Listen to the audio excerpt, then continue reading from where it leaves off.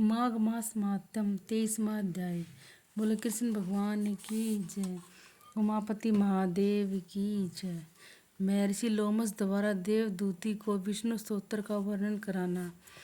ऋषि वेदनिधि ने अत्यंत कोमल भाव युक्त होकर महर्षि लोमस से विनम्र निवेदन किया कि वे उनको भक्ति में विष्णु स्तोत्र का वह पाठ सुनाए जिससे सुनकर स्वयं भगवान विष्णु ने देवदूती को साक्षात दर्शन दिए थे। मेरा अंतकरण कह रहा है कि मेरा परम भाग्य है कि आज आपके दर्शन पाकर मैं कृतार्थ हो रहा हूँ।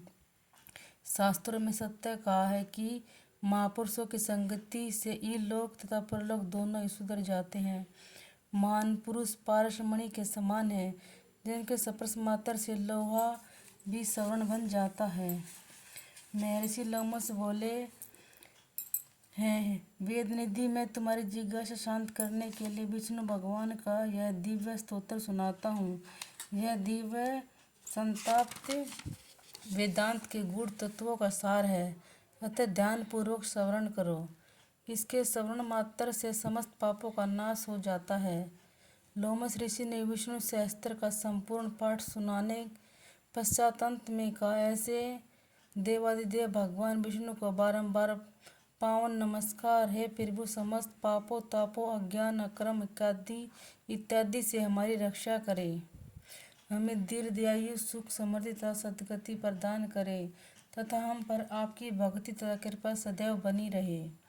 हे दिव्य श्रेष्ठ, इस पावन स्तोत्र के पाठ करने से ब्राह्मणों को आत्म विद्या का ज्ञान होता है, क्षत्रियों को बल शक्ति ओज तथा तेज का विस्तार होता है, वैश्यों का व्यापार तथा धन समृद्धि बढ़ता है तथा बूढ़ों को भी सुख यश तथा सम्मान का विस्तार करता है।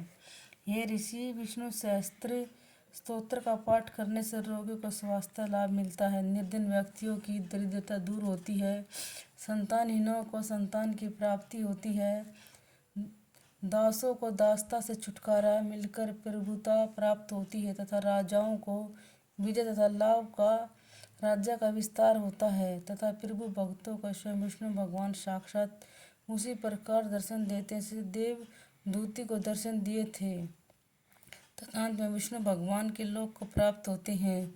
विष्णु स्तोत्र के पाठ के साथ यदि पूर्ण विधि सहित माघ मास में प्रयाग स्थित त्रिवेणी में स्नान किया जाए तो सोने पे सुहागे के समान है।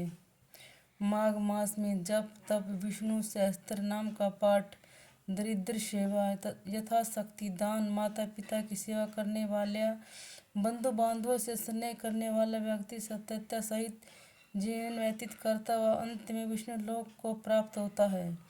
बोलो कृष्ण भगवान की जय। उमापति महादेव की जय। 23वां अध्याय समाप्त।